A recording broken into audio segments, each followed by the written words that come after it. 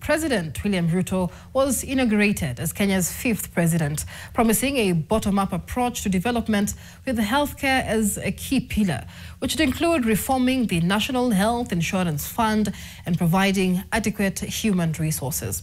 His administration has since enacted legislation to establish the Social Health Authority (SHA) and a new universal health coverage system. But the transition from the previous NHIF has been fraught with challenges.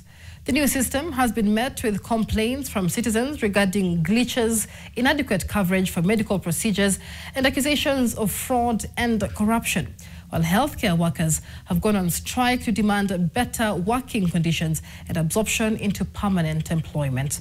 Tonight, we take a look at the state of healthcare in the country 3 years later.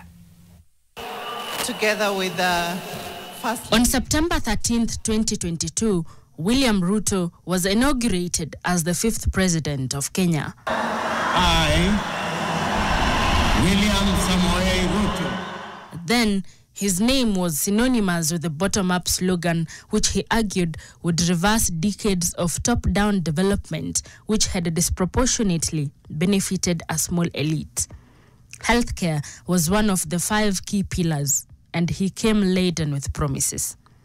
We shall reform the National Insurance Fund to make it a social health insurance provider, improve procurement of medical supplies, deploy an integrated, state-of-the-art health information system, and most importantly, provide adequate human resources at all levels.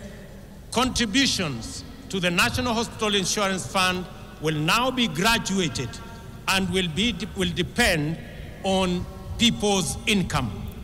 In October 2024, the government enacted several landmark pieces of legislation, including the Social Health Insurance Act 2023, the Primary Healthcare Act 2023, the Facility Improvement Financing Act 2023, and the Digital Health Act 2023.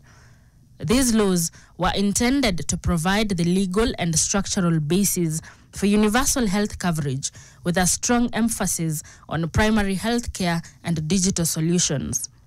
The Social Health Insurance Act 2023 established the Social Health Authority, known as SHA, to oversee and regulate the healthcare financing system and to manage the Social Health Insurance Fund. Challenges of fraud and corruption that had bedeviled the NHIF, they will never be, as so long as I am in charge, they will never be in our universal health coverage plan. SHA was officially launched on October 1st, 2024, marked by a national registration drive and implementation of new funds like the Emergency Critical and Chronic Illness Fund and the Social Health Insurance Fund, and a shift to a digital health system. The new system is structured around 3 distinct funds: the Primary Health Fund, covering preventive and promotive care; the Social Health Insurance Fund, which handles inpatient, outpatient, maternity and chronic illness care; and the Emergency Chronic and Critical Illness Fund, dedicated to treating severe and long-term conditions.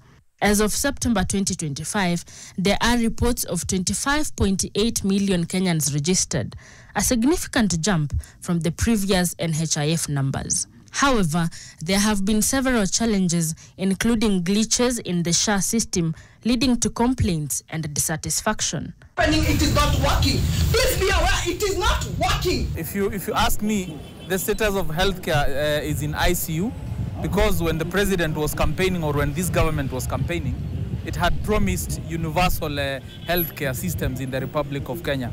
But what is happening right now, even after we transition to SHA, sometimes you go to hospital, the biggest challenge is failure of the systems. You take a patient there, he or she needs quick attention, and then the systems are down for 1 hour, 2 hours, 3 hours, and then sometimes it's at night. I went to our nearby hospital. I was told first for me to be enrolled in SHA, I have to pay the 6,000 in total for that is yearly. I did it. Then kind of horsey, I was told they can only cater for beds, but other services they cannot cater for other services. Watu wamecomplain sana.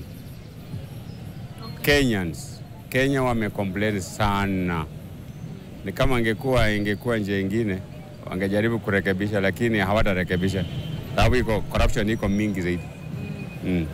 In Kakamega, Lucy Wanjiku and her husband Isaac Okubasu are also lamenting about SHA while calling for a reverse to NHIF.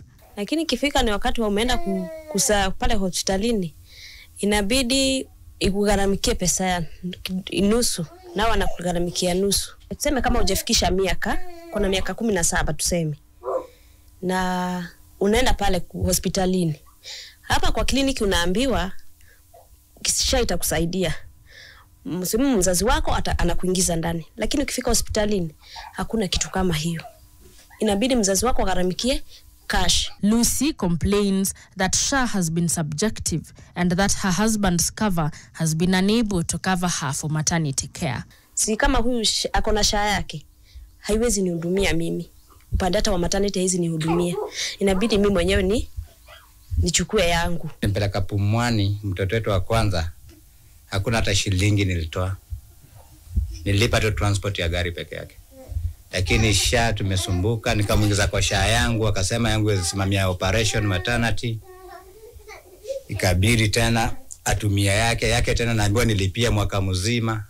Isaac also complains that SHA has begun to exclude men from including their wives in their cover, only allowing women to include their husbands.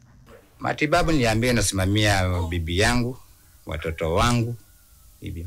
Baadaye tena juzi tena nikasikia mwingine anaambiwa saa hii wewe mwanaume uweze ingiza bibi yako kwa SHA. Ni bibi ya kuingiza sababu nyinyi wanaume mko na bibi wengi. And then came the fraud, where 40 health facilities in Kenya were suspended for submitting suspicious claims to SHA. These practices included upcoding, record falsification, converting outpatient visits to inpatient care, and multiple billing for ghost patients. Health facilities have submitted claims to SHA totaling 82.7 billion.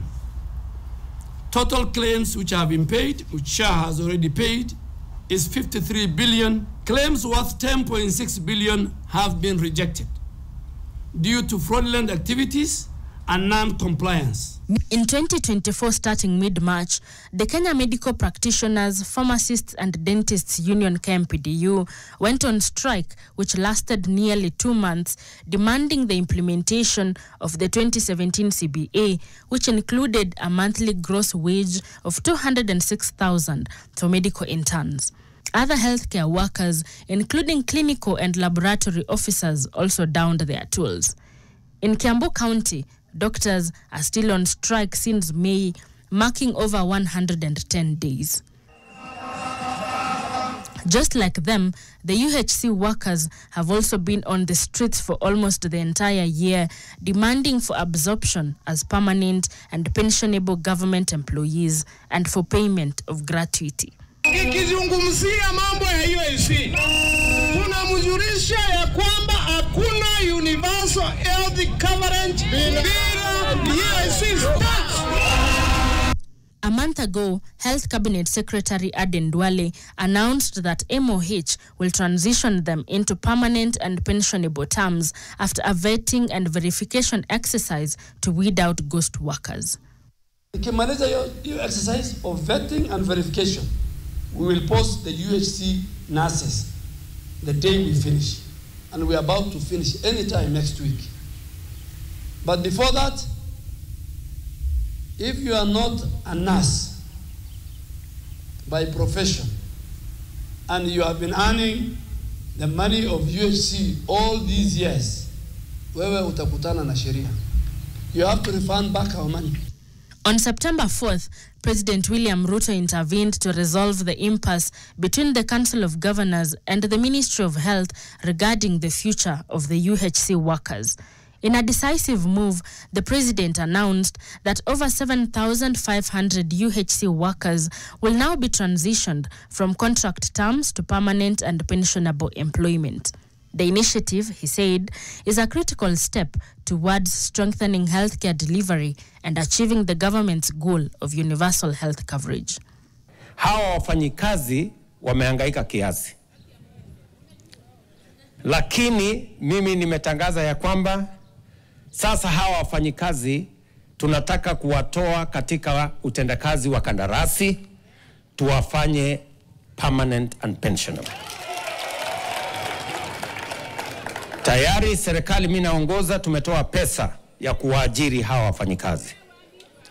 Mimi nataka niulize counties, ndugu zangu county governments, hawa wafanyikazi kuanzia mwezi huu wa 9 tutawalipa pesa zaidi katika ile taratibu tumepatiwa na SRC.